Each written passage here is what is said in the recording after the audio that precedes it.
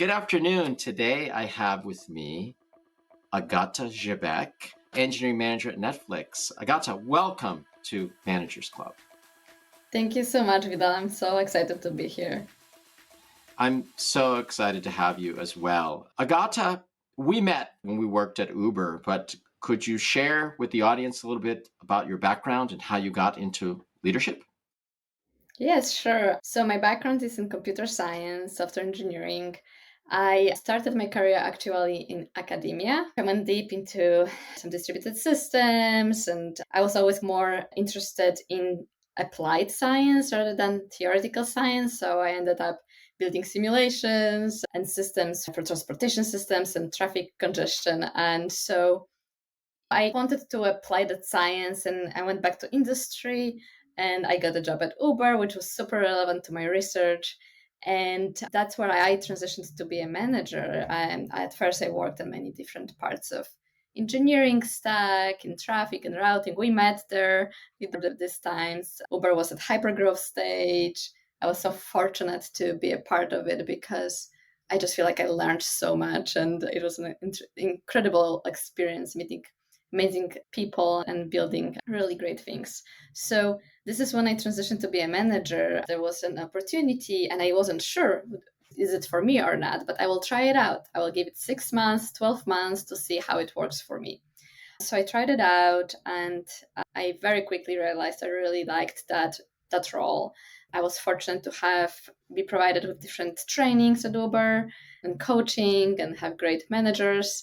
So I learned a lot and I became a manager and I never got back to being an IC and I'm still manager and I'm enjoying this a lot. It's a definitely different role, but I love it.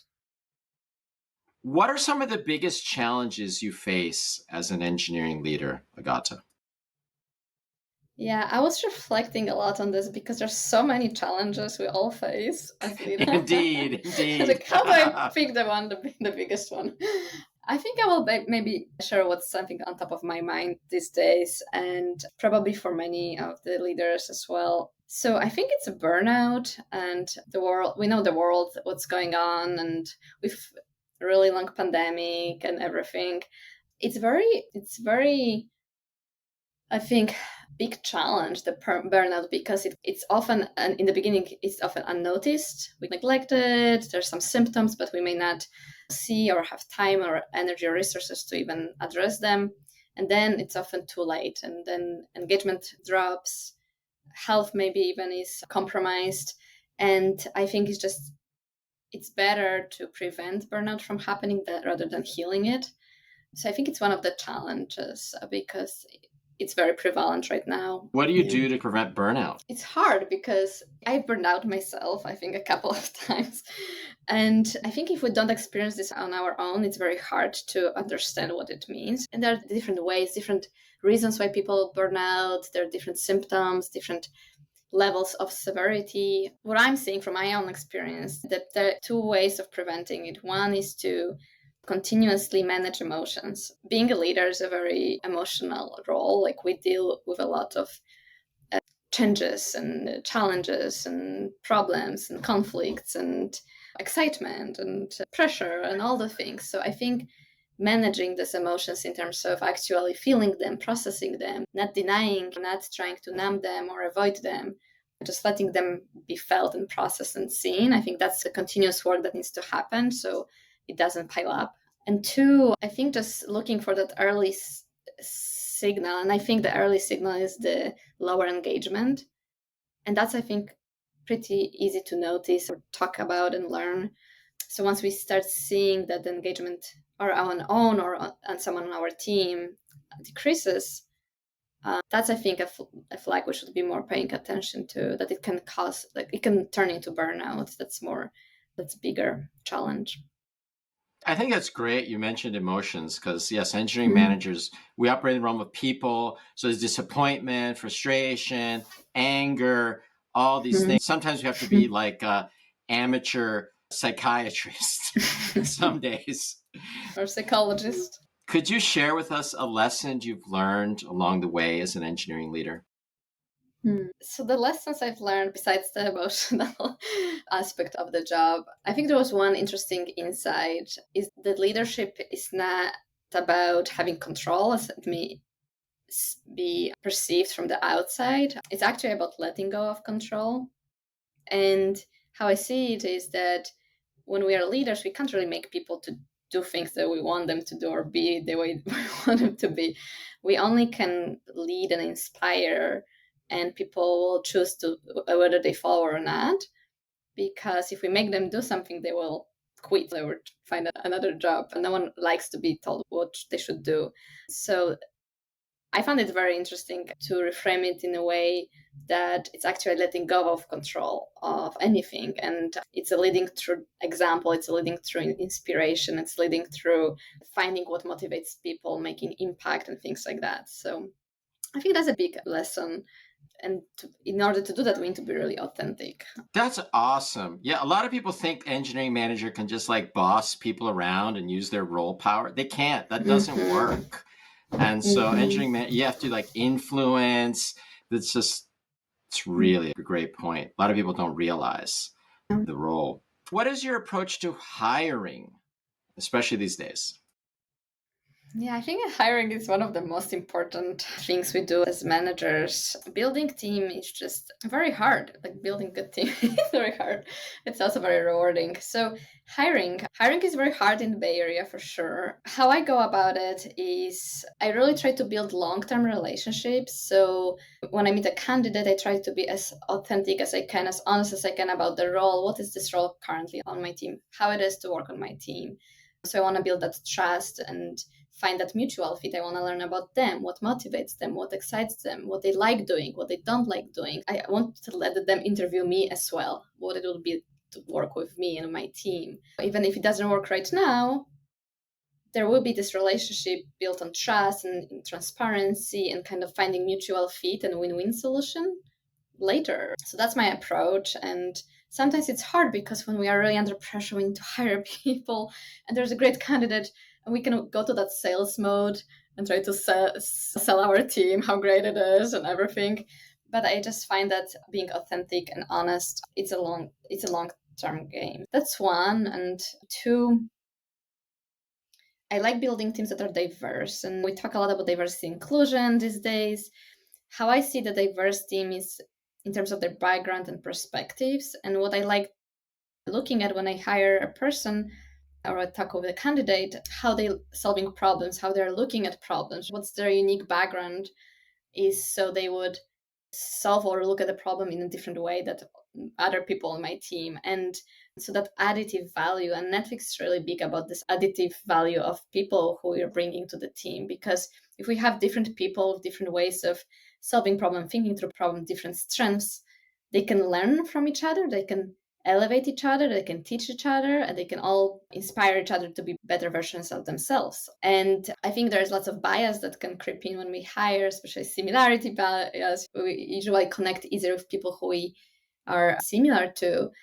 But I think there is a way how to use this in a good way. And I think we need to be aware of those biases, but I also think we can look at people's values and find people who share our values, and almost use the similarity of values as a good thing. Because if we have team built of team members who share values, they can work better together. I think one of the sources of burnout actually is when people work in a work environment that is not aligned with their values, that they need to compromise some of their core values. So when we find people who share the values of our team, of our values, let's say curiosity, authenticity, kindness, whatever it is, like the team just feels like way more connected, even though they can have diverse backgrounds and skill sets, but they share values. And I think that's where how we can balance the similarity versus diversity.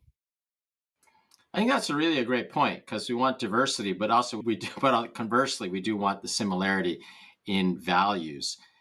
Do you have anything specific you might want to say with regards to hiring of women in tech? Any thoughts Hmm. there? Yeah, I do. I'm a huge supporter of women in tech. I I usually know. I usually prioritize reaching out to women in tech and giving them a lot of opportunities to apply for the role. And actually, I need to do way more work to reach out to them actively, and I'm okay with that. I think there's so many amazing women out there who are not maybe aware of their value or of their strengths. And so my approach to hiring women is to, I do this with everyone, but with women especially, just talk about and share, find those strengths in them and like really help them see those strengths and show how much value they can bring to the team. And I think it's important with everyone, but that's what I find myself very important for me as someone who is who maybe doesn't have that much of confidence or suffers from imposter syndrome. I do at being getting positive reinforcement, positive feedback, helping me understand my value and strengths. Positive reinforcement, yeah, helping finding those strengths for other people. I think it's very important. I think that's great. There are a lot of really amazing women in tech, and it's maybe not even they don't know their value, but I think a lot of people also don't know the value that they bring, Mhm. right? And so that's why I Mhm. like to feature them, and I'm really happy to have you on today to share Yay, thank because I you. think yeah, you're welcome. What advice would you have for managers who are just starting out or new managers? I think that I'll share maybe what I was doing and what was advice for me. First of all, reach out to other managers and ask them what it is like to be a manager. Listen to podcasts like this to just get a fuller picture of what the role, what's the responsibilities, and what the role looks like. And like I said, there's maybe misperception that we will gain control or power when we become managers, but I think that's the opposite that's happening. Talk with other managers, other leaders, get their honest perspective, pros and cons, understand your own motivation, what motivates you to become a manager. And there may be different motivations. But I think that's important to understand, like, are we doing this because we really truly enjoy and we are curious about people and we love people aspect of a work, or we're running away from something, we think it will be easier or we'll have more control or something like that. I think once you become a manager and trying it out, give yourself the permission to make errors as a manager are more maybe costly than errors as an engineer, in terms of because we impact people's careers and people's lives. But I'm not saying just to go and make mistakes. I'm just saying to give yourself permission that there will be mistakes and it's okay, because we haven't gotten much training beforehand. We went to study computer science and engineering and we have formal training, but for management, very few of us have formal Right. training. So it's okay to say, I'm going to make some mistakes, and how can I create my own environment and network of support to A, maybe prevent from some mistakes, and two, once they happen, can help me early correct the course. Finding mentors is very important, and talking with other peer managers and building relationships with other managers is very important early on. And often we just start being managers and still focus on our team, our peers who are engineers or previous peers who are engineers, and we forget that we can actually spend so much more time talking with other managers and learning from them and getting their advice.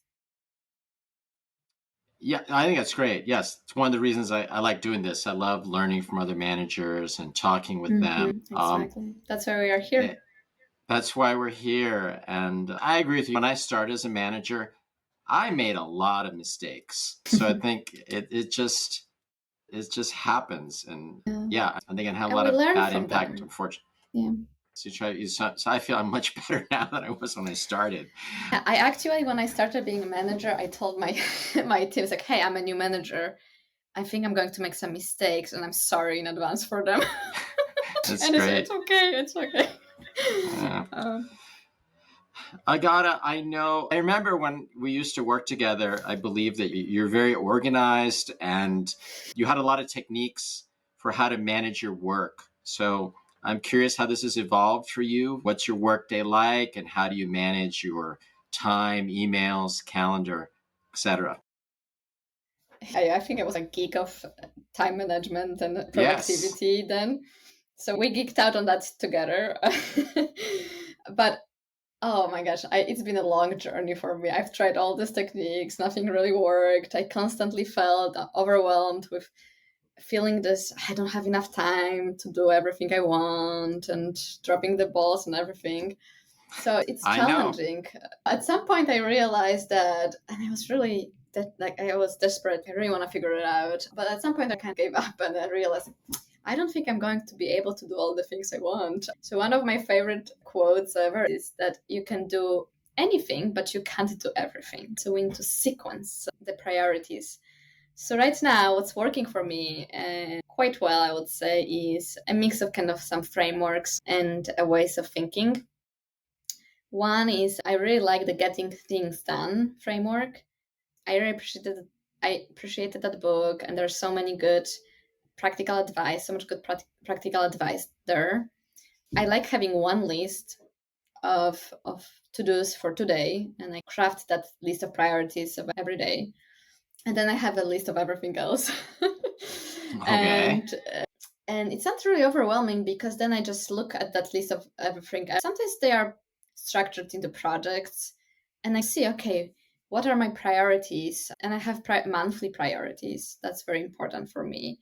Not many, maybe 3. Hiring, some team things, some product things or something.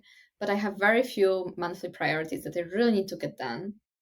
And every day I look at this big list. Okay, what's priority? What can I do in order to move my main priority? And you're probably aware of, there's this kind of matrix of urgent, important, not urgent. It's Yeah. also very useful for me to think that I'm only focusing on things that are important. And sometimes it's not even urgent. But the important things, I think, the most Right. important things. So I think the most important thing is to remember what is the most important thing, and keeping that monthly priority very simple list, and daily revisiting, am I still working on the most important thing? What is the most important thing I can do today? That's something that's been working for me. And it's about prioritization, right? Because we cannot do everything. And what I also learned is that managing your energy level and attention is very important, because if we are focused and we are rested, we can do way more within 1 hour or half an hour than for the whole day when we are tired or distracted. So when I'm distracted by something else, either it's my emotional state or some external events, I need to take a moment and I go and pause and meditate just to clean my head. And sometimes just better to go for a walk and then come back and have more focus. So there's no really point in that forcing us to be productive when we cannot be productive. Sometimes it's better just to listen to Right. our body and take a rest, take good sleep, eat healthy, exercise, like a very basic things, but they're really important, and it's easy to sacrifice them. Yeah, I think that's great. And I agree with you. You're not going to get everything done. I think part of the art here as a manager is figuring out like what balls can you let drop and which ones do you have to like keep up in the Yeah. air. And there's a quote I heard, which I have this printed out like near my desk, and it says like what you're saying about the Eisenhower matrix, and it's the main thing is to keep like the main thing, be focused on that. So, It's yeah. One of my previous managers told me this interesting framework, as we're software engineers, to keep that kind of priority list in our head, because it can change. Because that's a challenge if we have too rigid framework of prioritization or too rigid system of time management. Manager life changes from day to day. A person puts notice. There's a change of business priorities. A COVID happens. Something happens, and the priorities change. So we need to be the system needs to be very agile and adaptive. okay. I'm really excited to ask you this question because when we used to talk a lot about mindfulness meditation. I remember. I don't know if this is still a practice for you, but is there a personal habit you feel has contributed to your success as an engineering leader? Oh yeah, definitely mindfulness. And it's still a practice for me, a big part of my life, and it impacted positively my life, and both professional and personal. Let me see, my practice is definitely meditation, seated meditation. I use different apps. I can share some of the resources later, but mainly Insight Timer or Headspace. I love them. So yeah, I meditate. I try to meditate every day. It's not every day, of course, but I try to meditate every day. And I can talk about benefits of meditation so long. First of all, it definitely increased my level of concentration. And then it increased my level of self-awareness of what's going on emotionally, not only in my mind, but just with emotions in my body. I also practice yoga, which helps with also just feeling the body better.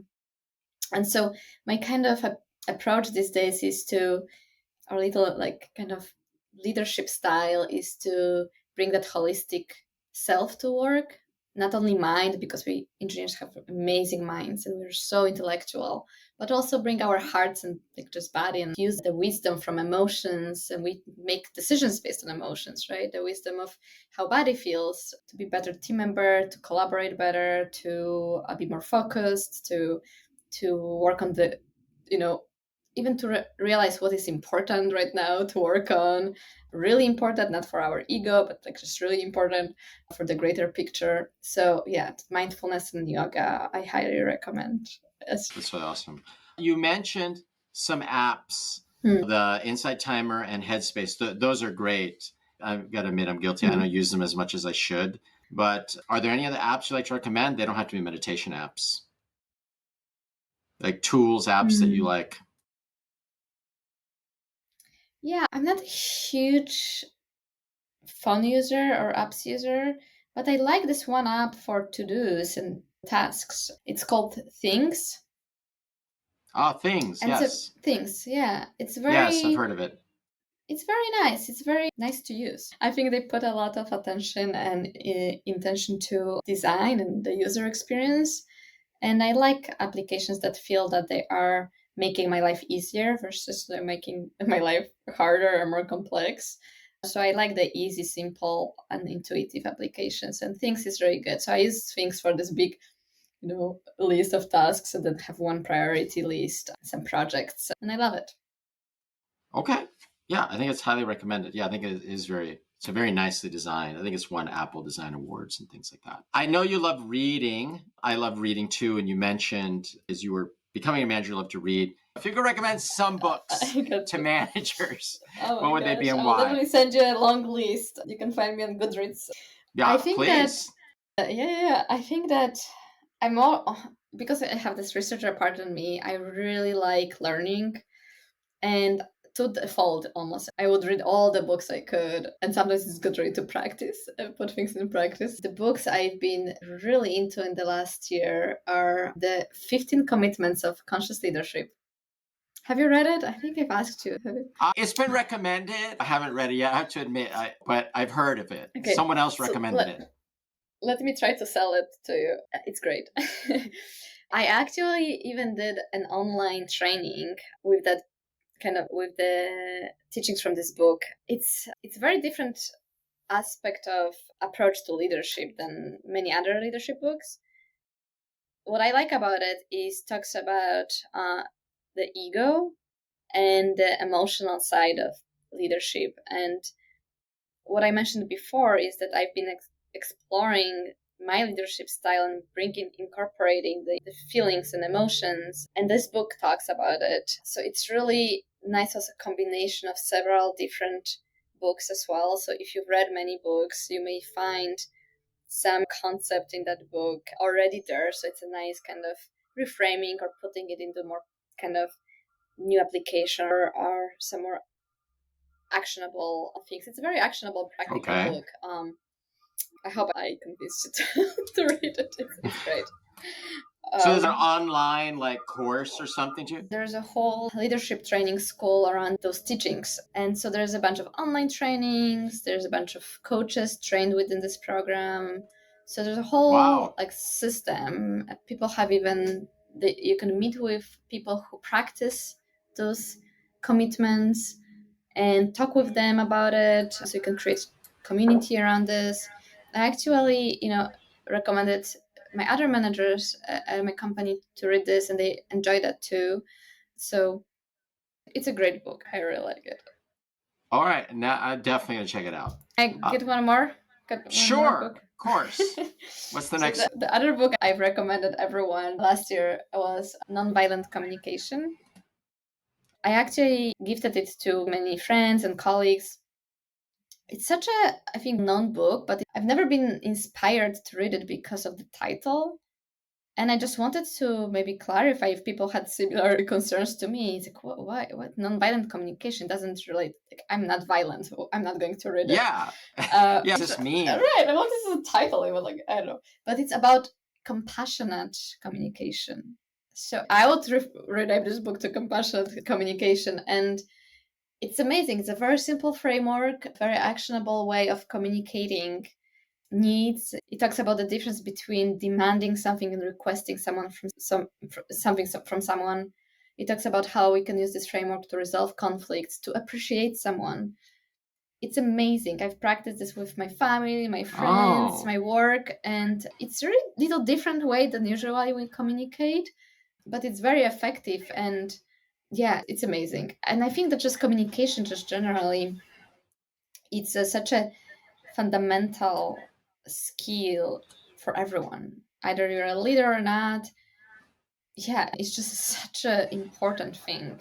If you need to learn one Oh, skill, totally. communication. Totally. Wow, that book sounds really interesting. And yes, it sounds as application beyond work, like for Yeah, families and yeah, for your totally. other relationships. So you've inspired me to get that one too. How do you approach the career development of your direct reports or people in your org, growing them, developing them? Yeah, I really like this topic. Definitely passionate about personal growth and just generally growth. And it's similar to burnout. Like once you're really experiencing something yourself, going on your like, walking the path, it's just you can go deeper. You can just understand this better.